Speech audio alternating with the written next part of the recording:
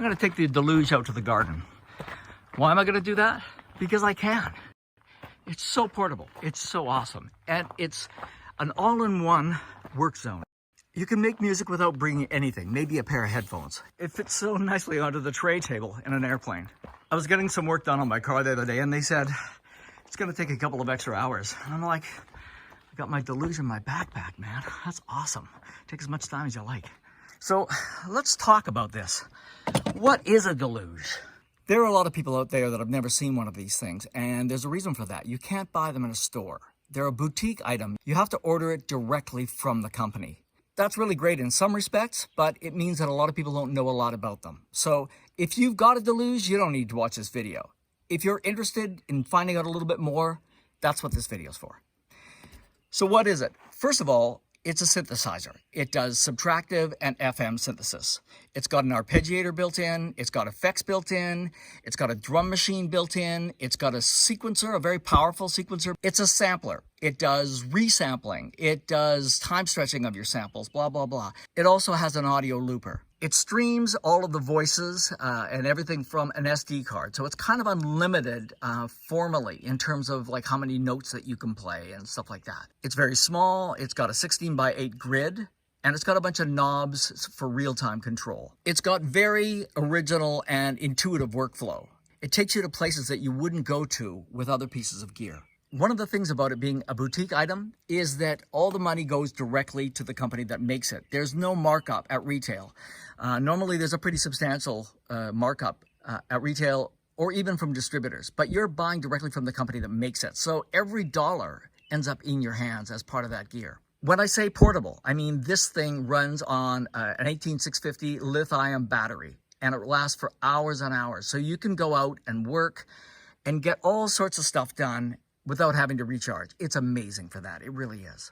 So on today's video, I want to talk about the good, the bad, the ugly, the things I love about the Deluge, the things I don't really like about it, and maybe you can decide for yourself whether you think it'd be a good piece of gear for you, because it's quite original, quite unique. Let's take a look. Because I mainly use my Deluge here, I've modified it. You see, I've taken off the original sides to make it fit right into its compartment there. You've got a grid here, which can be used for playing notes. It can be used for sequencing. It can be used for editing samples. Here are a few of my concerns. For number one, this screen. This thing is small and it's very limited. Some people love it because they say, well, you know, I don't want to be looking at a screen all the time when I make my music. But the reality is, this thing has a lot of control, a lot of capability, and almost all the information comes through this screen right here. To me, it's just too small. You adjust most of the parameters with this knob, and you select them with these buttons. But take a look. The names on these parameters are so small, especially if you're in a low light situation. One of the things I love most about this is this company stands behind it. I mean, they do continual upgrades and updates to the firmware. And every few months they're coming out with new features. The last update, aside from fixing a bunch of little bugs and glitches and stuff, was to make it so that it could do live looping. It's so amazing to have one small, I mean, it's like 12 by 8 inches that can do all of this stuff. That said, it does have some limitations. One of the things that bothers me a little bit are these pads. The pads work really well. They're a reasonable size. It's easy to see the different colors of them and all that kind of thing, but they're not velocity sensitive. To me, that just doesn't make sense. I mean, Synthstrom makes them about the same size of velocity and touch sensitive. Okay, I know a Synthstrom's really expensive. What about a Novation Launchpad X? They're a couple of $100. They've got velocity sensitivity, after sensitivity, even other all-in-one boxes like the Medusa has velocity sensitivity. So to me, that's a bit of a problem. One of the things that makes this even more useful to me, I take a bunch of my other synthesizers like my Hydrasynth and my Virus and I sample the sounds into my Deluge. Now, you can do that with any synthesizer, right? No, you gotta check this multi-sampling. It is amazing, the integration. What this thing does is you can take as many different tuned samples as you like. You make a folder of samples, you put it into the Deluge, it automatically senses the pitch and splits it on the keyboard and says, this sample is going to cover this note plus 3 semitones above it and 3 semitones below it. This note is going to cover an octave. Or you could create one sample per note, but you just put the folder in the Deluge and it figures it out. Man, it is a time saver and it is accurate. Let's check it out. Just going to play a few notes from a soft synth from my keyboard.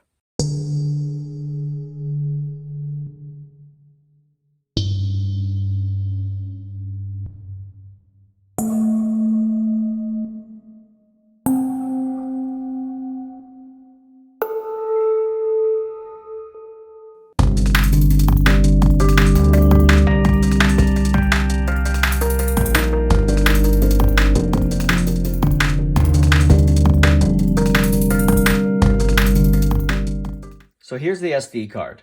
I've got a folder with just a handful of samples on there. Load it in, turn on the Deluge.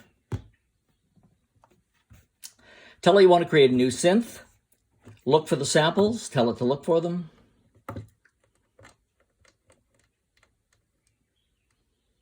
There they are. Tell it to load up the multi-samples. Gonna add a little bit of release.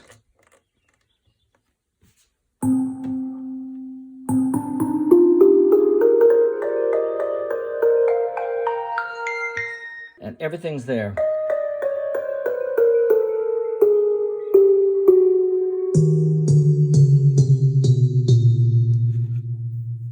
Brilliant. So I want to talk a little bit about the good and the bad. First of all, the updates are excellent. They keep coming. They are really focused on making sure they make it better and better all the time. They've got a good users forum. They're really supportive of their artists. They put out vinyl and videos and everything of people using the Deluge. That said, honestly, using it in a live context, if you have lighting and all that kind of stuff, you're going to have a really hard time seeing any of these labels or reading this display. This device could be so much better being able to see more information on this display because it's such a powerful device. It's a really cool thing in that you can actually kind of do DAW-less recording. You can just have it in your backpack, pull it out, work on it. The workflow is really unique, original, fast, and it takes you to places that I'm sure you wouldn't get to with other gear. It is truly a boutique instrument. Because everything is stored on an SD card, you can have loads and loads of voices, depending on how much memory everything is being used by your processor, your effects, and everything like this. Potentially 50, 60 voices. Also, compared to a lot of other sequencers, there's no real determined length that a sequence can be. There's actually no predetermined amount of tracks that you can have. It's kind of open-ended that way. Now, I love this piece of gear and I use it a lot, but I gotta say, when I'm pushing it really hard, I've had times where I lock it up and I just don't know if I'd take it on the big stage. To me, it's just not gonna replace a hardware synth because of that. It's just not solid enough. But let's face it, that's not what this is designed for. This is an innovative workflow. This is something different. It's original. It's inspirational. A couple of other things. There's a built-in microphone and you can record into it. Like I said, you can use it for live looping. There's an audio input as well as a microphone, but there's no levels to tell you exactly what your audio input level is. There's also no battery indicator level. So you don't know, do I have an hour left? Do I have 5 hours? You don't know until the battery LED goes from green to amber to red. If you're in the middle of working on something, that could be quite frustrating. So that would be helpful. It's a really well-made unit. It's all metal with wood cheeks, quite robust. The pots are good. The jacks seem good. So let's take a look at some interesting things about it. I've just hooked up the Deluge with this MIDI cable to this keyboard. If I play the Deluge, it's nice, but it's not velocity sensitive.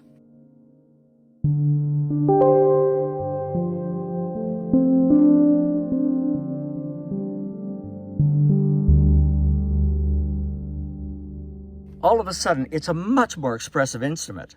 I want to show you a little bit about the workflow so you can see how original it is and how quick it is to get ideas happening. Here's a drum kit. These are your addition pads. You can put notes in here.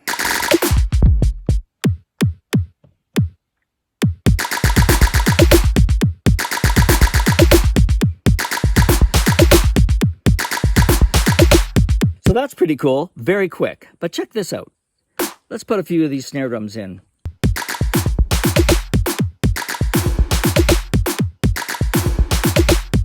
So I've just added reverb to one snare drum. So this is playing it with a synth sound. I'm gonna make it twice as long. I can automate this frequency.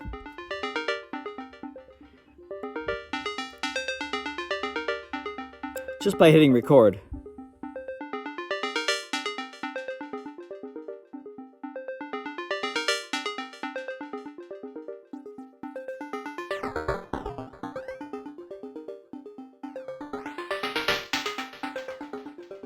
The effects are really one of the things I have the hardest time with. They're quite limited.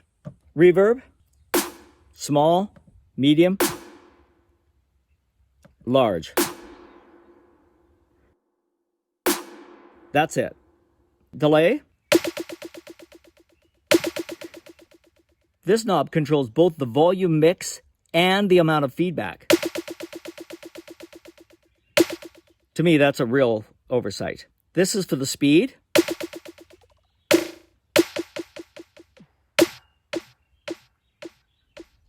One of the things you can do is use it like you would an old tape echo.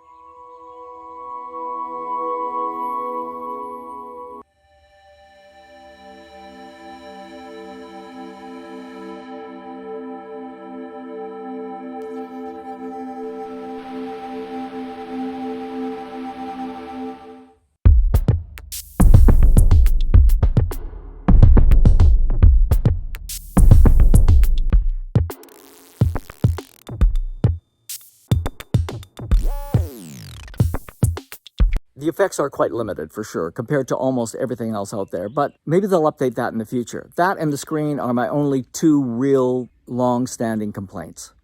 The Deluge has so many interesting features, so many innovative things, and the workflow is unlike anything else I've used. It takes you to some pretty interesting places, and you can get ideas together really quickly. When these things first came out a few years ago, a lot of the videos that I used to see on them, the sounds were kind of similar. A lot of the sequencing was 16th and 32nd notes, kind of frantic and busy. But now all sorts of people are starting to use these things. I just saw some videos with State Azure from the UK. Man, that guy's incredible. And that guy has a shipload of equipment. To see him picking up a Deluge and doing his own thing with it was really remarkable. There's also people like, R. Benny and Cuckoo, and also a lot of people are starting to come up with their own patch banks that you can buy for the Deluge, which really expands it quickly because it can take a while to learn how to program it yourself. Frankly, I'd love to see a patch librarian and a software editor for this thing, because when I've taken the time, I've gotten some really incredible sounds out of it. But reading that small text, especially with me with my eyesight, is not great. So if I could see it on a screen and do my programming, everything would be so much better. I want to mention a few other things about the Deluge. It's a really boutique company. I think it's made in a house in New Zealand. The two main guys are Ian and Rowan, and anytime I've had a question or a problem, I send off an email and they actually get back to me really quickly. You're never going to get that from a bigger company. And the other thing to keep in mind, the only product that they make is the Deluge, or maybe the Deluge. It's their only focus, and they do a great job of it. The last software update that came out also included an audio editor using those front buttons as a screen. The next software update, aside from MPE support, which is amazing, is wavetables. So this thing just keeps getting better and better. I want to take a closer look at how you work with the thing. It's a little light out here, so I'm going to go into the gazebo. This grid gets used for a lot of different stuff. These controls are for real-time control, modification of the sound. You pick a parameter here. Some of these can be customized and stored per preset. Some of them are absolute. These controls control where you are in the keyboard layout and where you are in your sequence grid. This is your main selector for making adjustments to parameters, synth parameters and such. There's a dedicated tempo knob, a dedicated volume knob, and then a few other controls here. You've got your USB, which unfortunately is a little limited in what it does. You can't stream audio or store data from it. 9-volt input. You've got CV and gate output, so you can interface this with your modular gear. That's awesome. Dedicated MIDI jacks, dedicated 1/4-inch outputs, headphone jack, a stereo line in, a built-in microphone with a jack to bypass it, and a gain setting. On the front, there's a little speaker in there. Not that useful, but nice to have sometimes. And then the SD card. Let's make a quick track with this thing. I just want you to experience the workflow because it is fast and it is fun. I go like this and it gets me started. Started off by loading up a drum kit. Now using this grid, I'm going to put together a little beat.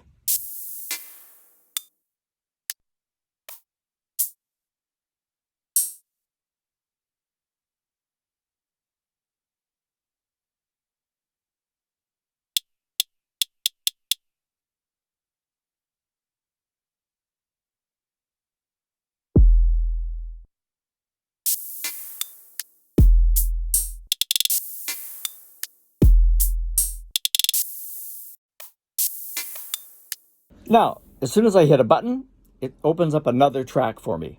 This track can be a synthesizer. I could call up the sounds here. Use it for anything I want. First thing I'm going to do is hit this button, which now these lights indicate to me that we are in the scale of B. Go like this, minor key. Now I'm going to start to play it, and it'll play that drum loop I put in.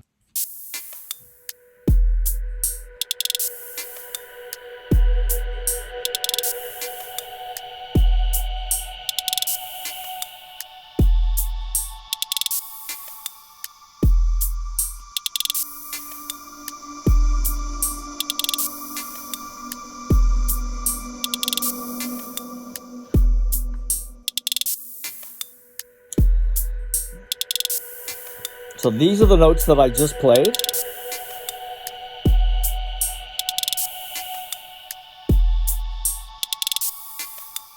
So those are my first two tracks, drums, ambient keyboard. As soon as I hit this, it opens up ready for me to add something else. I'm gonna find a bass track.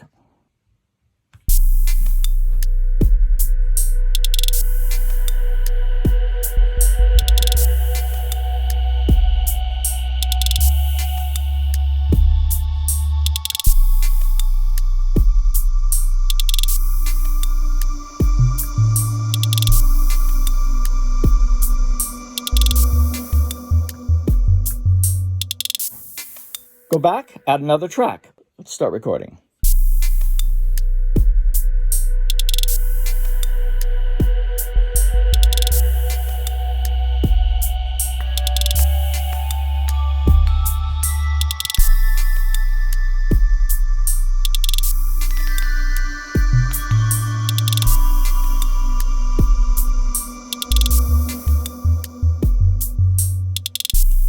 So these are the tracks as they play back.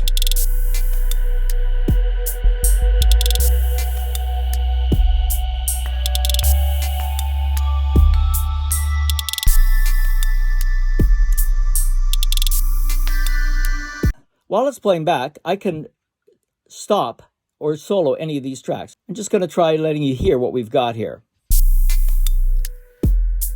Drum track. There's the bass.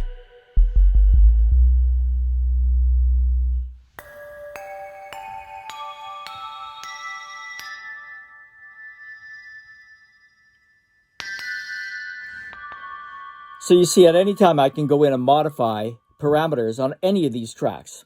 So here's another sound. Gonna add this to the mix.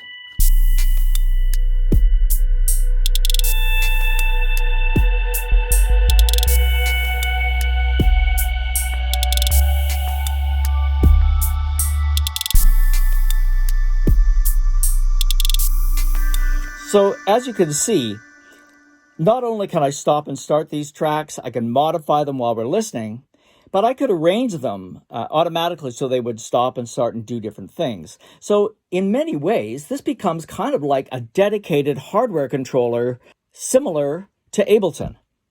So let's just let this play, and I'll play some stuff over top, and I'll modify it a little bit.